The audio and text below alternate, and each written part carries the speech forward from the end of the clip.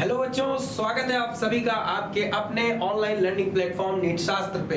मेरा नाम है शशांक पुरी और आज आप लोगों के सामने मैं आया हूं बच्चों नीट 2021 में जितने स्टैट्स इन्वॉल्व हैं कि कितने बच्चों ने फॉर्म भरा है, कौन सी कैटेगरी के लिए कितनी सीटें अवेलेबल हैं, कहां कौन सी कैटेगरी में कितने बच्चों पर एक सीट अवेलेबल है, सारा मैं आज एक एक चीज को डाइसेक्ट करके आप लोगों को बताऊंगा। तो अगर आप वीडियो पूरी तरीके से देखते हैं तो आपको ये चीज आज यहां क्लियर हो जाएगी कि आपके लिए नीट में कितनी सीटें हैं जिस पे आप फाइट कर सकते हैं। देखिए, सबसे पहली चीज तो मैं आपको रिजर्वेशन के बारे में बताना चाहूंगा कि भारत की सरकार ने पहले तो ओबीसी को आरक्षण नहीं था, तो मंडल कमीशन के बाद ओबीसी को आरक्षण दिया गया, अदर बैकवर्ड क्लासेस को आरक्षण दिया गया। उससे पहले एससी एसटी को आरक्षण दिया जाता था भारत में। अब देखिए, आरक्षण का मतलब क्या होता है, रिजर्वेशन का मतलब पहले आप समझ लीजिए, ठीक है। जैसे अगर मान लीजिए 100 कहीं पे 100 जॉब्स हैं, कहीं पे मान लीजिए 100 नौकरियां हैं और गवर्नमेंट ने बोला कि इसकी 20% नौकरियां, जो 20% जॉब इनका होगा, ये उनके लिए रिजर्व है जिनके घर में कोई फ्रीडम फाइटर है। तो इसका मतलब आप एक बात पहले मैं एक एग्जांपल के तौर पे समझा रहा हूं। आप बहुत लोगों को मिसकंसेप्शन होता है रिजर्वेशन को लेके, मैं आप लोगों को पहले आज एकदम पहले क्लियर कर रहा हूं। देखिए, 100 जॉब्स निकली, उसमें से गवर्नमेंट ने बोला इसकी 20% जो जॉब होगी वो फ्रीडम फाइटर्स के लिए रिजर्व होगी। मतलब इस 100 जॉब में से 20 जॉब ऐसी होगी बच्चों जो सिर्फ उनको मिलेगी कि जिनके घर का क्या, जिनके माँ बाप मान लीजिए फ्रीडम फाइटर में से रहे हैं। अब एक बात मैं आपको क्लियर कर देता हूं, बाकी की जो बचे 80 सीट्स है ना, ये मत समझना कि 80 सीट उनके लिए है जिनके घर का कोई फ्रीडम फाइटर नहीं है। इन 80 सीट्स को बोला जाता है ओपन सीट्स या अनरिजर्व्ड सीट्स, ठीक है। इसको क्या बोला जाता है, ओपन सीट्स। अब एक बात, अब मान लो ये जो फ्रीडम फाइटर के घर के लोग हैं, ये लोग इस 20 सीट के लिए तो फाइट कर ही सकते हैं। जैसे मान लो कि 100 फ्रीडम फाइटर्स ने इस जॉब के लिए अप्लाई किया, उसमें से 20 लोगों को तो डायरेक्ट ये रिजर्वेशन की वजह से जॉब मिल जाएगी। लेकिन ऐसा नहीं है कि बाकी के जो 80 लोग हैं उनको जॉब नहीं मिलेगी। अगर वो उसके लिए कॉम्पिटिट कर सकते हैं, अगर वो उसमें अपना दमखम दिखा सकते हैं, तो वो इस बाकी बचे 80 सीट के लिए भी एलिजिबल है। इनके लिए ये 80 सीट्स भी ओपन है। अगर वो अच्छा परफॉर्म करते हैं तो वो डायरेक्ट अनरिजर्व्ड से भी सीटें ले सकते हैं। और अगर मान लीजिए उस तरीके का उनका परफॉर्मेंस उस लेवल पे नहीं है कि इन 80 सीटों में कॉम्पिटिट कर पाए, तो इनके लिए 20 सीटें ऐसी हैं जो सिर्फ और सिर्फ इनके लिए हैं, उस पे किसी का हक नहीं है। लेकिन बाकी जो ऐसे लोग हैं जिनके माँ बाप, जिनके घर का कोई फ्रीडम फाइटर नहीं है, उनके लिए इस जॉब में सिर्फ और सिर्फ कितनी ही सीटें हैं, बस उनके लिए इसमें से 80 सीटें ही हैं। अब उनको 80 सीटों पे तो फाइट करना ही है, लेकिन उनको जो फाइट करना है उसमें भी फ्रीडम फाइटर्स उनके साथ फाइट करेंगे, फ्रीडम फाइटर्स के बच्चे उनके साथ फाइट करेंगे। लेकिन इस सीट पे सिर्फ फ्रीडम फाइटर आपस में फाइट करेंगे, लेकिन इस सीट पे फ्रीडम फाइटर भी फाइट करेगा और अनरिजर्व्ड भी फाइट करेगा। तो ये होता है रिजर्वेशन। अब इस चीज को आप समझ गए होंगे, मैंने बहुत बेसिक तरीके से इसको समझाया है। चलिए अब इसी को अप्लाई करते हैं नीट पे और देखते हैं कि कितनी सीटें हैं, कितनी आपके लिए अवेलेबल है, कितनी लोगों के लिए अवेलेबल है, ठीक है। सबसे पहली बात ये बताता हूं, गवर्नमेंट डाटा बोलता है, गवर्नमेंट का डाटा बोल रहा है इस बार मोर देन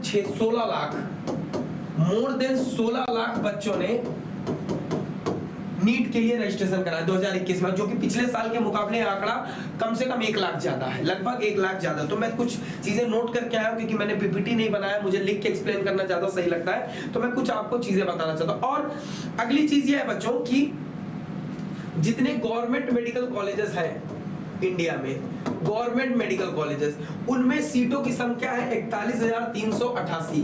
टेंटेटिव सीट्स हैं, हो सकता है ये डाटा जब रिलीज हुआ, डाटा जब बताया गया, डाटा जब ये रिकॉर्ड किया गया, उसके बाद नए कॉलेज फिर इस साल काउंसलिंग में ऐड हो जाए, तो मैं टेंटेटिव है, इससे बढ़ सकता है, घट नहीं सकता है, ठीक है। जितने प्राइवेट मेडिकल कॉलेजेस हैं, जितने डीम्ड यूनिवर्सिटीज हैं, अच्छा देखो, प्राइवेट मेडिकल कॉलेज वो होते हैं जो किसी यूनिवर्सिटी से एफिलिएटेड होते हैं। उन्हीं में से अगर कोई मेडिकल कॉलेज स्वायत्त हासिल कर लेता है, इंडिपेंडेंट बन जाता है, खुद की डिग्री खुद इशू करने लगता है, तो उसको डीम्ड यूनिवर्सिटी बोला जाता है बच्चों, ठीक है। उसमें सीटों की संख्या है 35,540, जिसमें मणिपाल जो है आप लोगों का सिक्किम मणिपाल भी, और जो आपका मणिपाल कर्नाटका में स्थित है, मणिपाल के कस्तूरबा मेडिकल कॉलेज, वो इसी में आता है, डीम्ड यूनिवर्सिटी में आता है, ठीक है। उसके बाद बात करते हैं बच्चों, उसके बाद एम्स और जिपमर की बात करते हैं, एम्स की और जिपमर की बात करते हैं। एम्स में बच्चों, एम्स में सीटों की संख्या है 1205 और जिपमर में सीटों की संख्या है 200। तो अगर इसको टोटल सम निकालेंगे तो ये लगभग आ रहा है 78,333। तो टोटल सीटें एमबीबीएस में इंडिया में अवेलेबल कितनी है? 78,333 सीटें गवर्नमेंट और मेडिकल, गवर्नमेंट और प्राइवेट को मिला के अवेलेबल है, ठीक है। और उसमें से अगर सिर्फ सरकारी कॉलेजों का आंकड़ा देखें, अगर गवर्नमेंट सीट, गवर्नमेंट कॉलेजेस का आंकड़ा देखें, तो वो लगभग बच्चों 45,000 सीटें हमारे पास अवेलेबल हैं। तो हम आज बात करेंगे सिर्फ और सिर्फ गवर्नमेंट मेडिकल कॉलेजेस की सीट की, और उसमें से भी अब देखो, यहां से तुमको पता चल गया तो खुश मत हो जाना कि सर ने बोला 45,000 गवर्नमेंट मेडिकल कॉलेजेस में सीट मौजूद है। अब एक बात और देखो, ये 45,000 जो गवर्नमेंट मेडिकल कॉलेजेस की सीट है वो आपके लिए सिर्फ नहीं है। पहली चीज तो ये जान लीजिए, ये 45,000 टोटल सीट्स हैं। अब हर राज्य का, हर कॉलेज का अपना अपना अलग मापदंड है।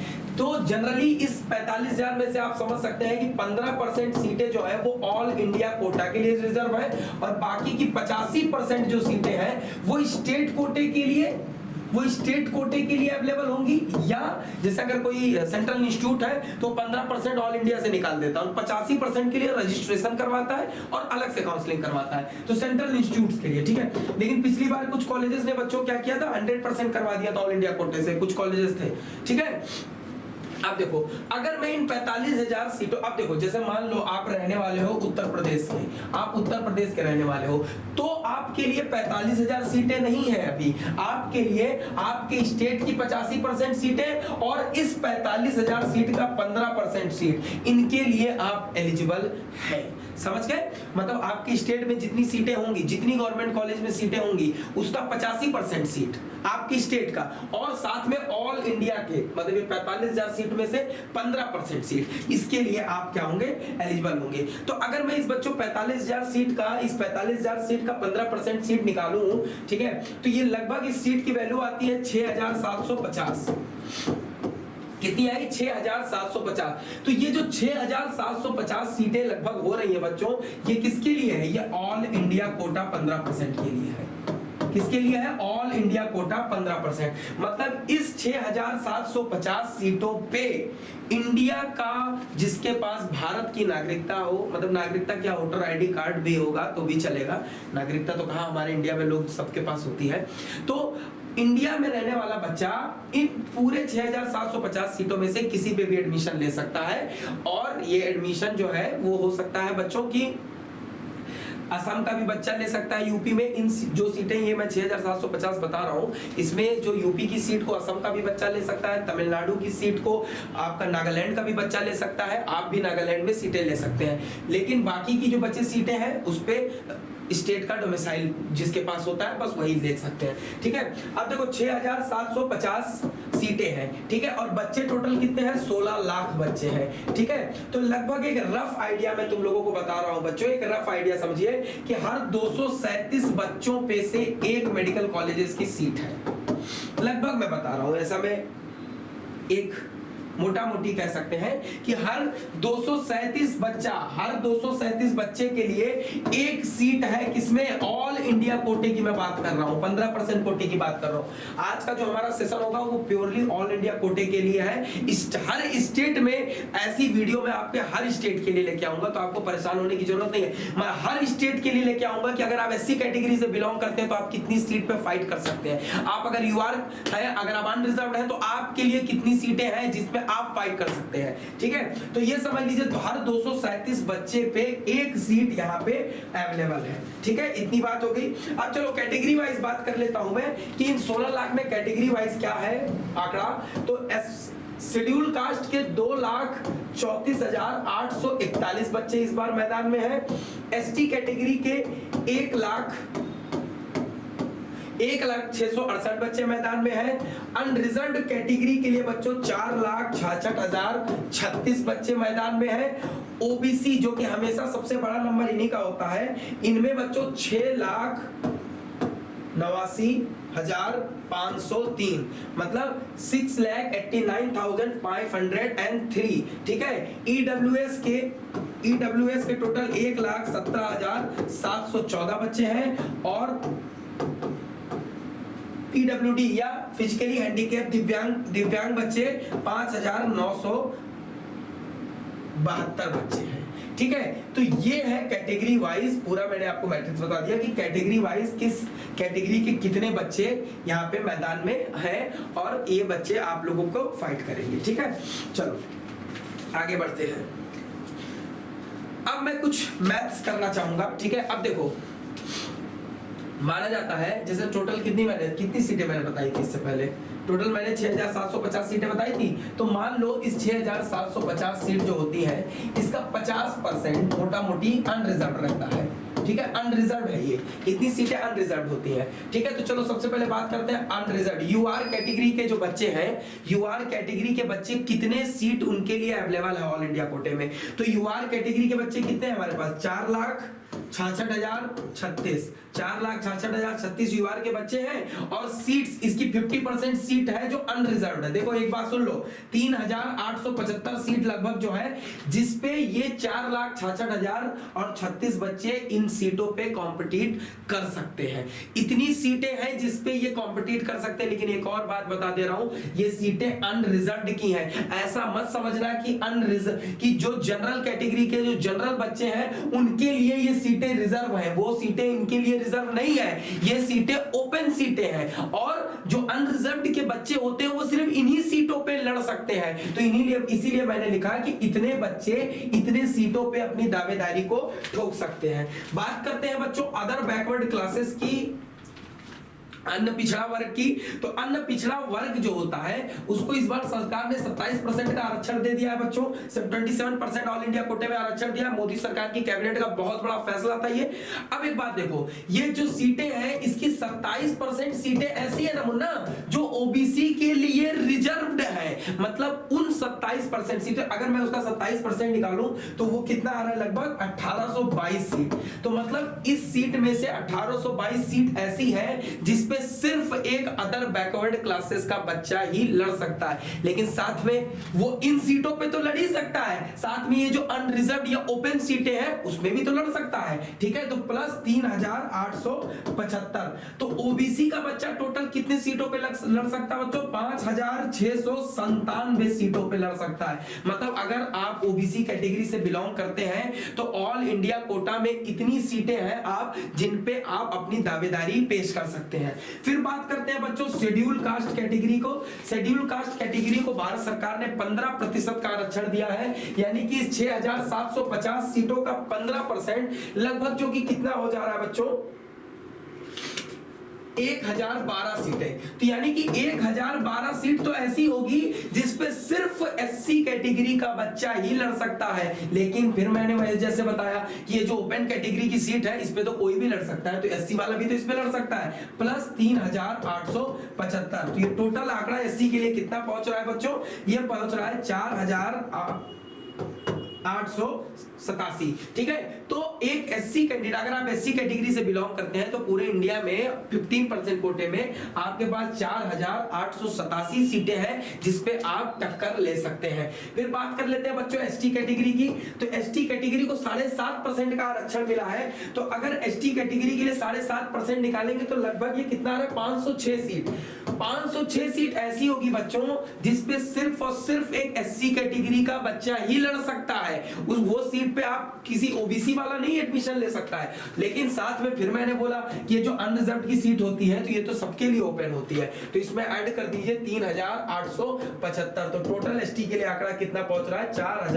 4381 सीट का पहुंच रहा है। तो अगर आप यूआर है तो आपके लिए 3875 सीटें अवेलेबल है। अगर आप ओबीसी है तो आपके लिए 5697 सीटें अवेलेबल है। अगर आप एससी है तो आपके लिए 4887 सीटें हैं। और अगर आप एसटी है तो आपके लिए 4381 सीटें अवेलेबल है। ये रहा पूरा ऑल इंडिया कोटे में हर कैटेगरी कितने सीटों पे फाइट कर सकता है। जैसे अगर आप शेड्यूल कास्ट से बिलोंग करते हैं और आपके मार्क 670 आ गए तो आप ओपन कैटेगरी की सीट को भी उठा सकते हैं सीधा सीधा, ठीक है। अगर आपको उस नंबर पे ओपन कैटेगरी सीट मिल रही है तो आप ओपन कैटेगरी की सीट निकाल लीजिए। तो उस समय क्या होगा कि आपने एक सीट ले ली किसकी? ओपन कैटेगरी वाले की, मतलब जिसपे कोई भी ले सकता था। तो अब ये जो अनरिजर्व्ड वाला बच्चा था इसके लिए एक सीट क्या हो गई? कम हो गई। और आपने ओपन कैटेगरी की एक सीट ले ली तो आपने अपनी जो सीट, आपको जो रिजर्वेशन था उसमें से आपने अपनी सीट तो खाली छोड़ दी। तो अब एक नए एससी लड़के को वो सीट अलॉट हो जाएगी। तो ये था टोटल रिजर्वेशन का सिस्टम। शायद मैं आप लोगों को समझा पाया हूं बच्चों कि कैसे हमारे इंडिया में सीटों का अलॉटमेंट होता है 15%। और एक और बात बता दे रहा हूं, ये एक रफ डायग्राम है, तो अगर मुझसे नंबरों में थोड़ी बहुत गलती होती है तो आप अपना ज्ञान अपने पास ही रखिएगा।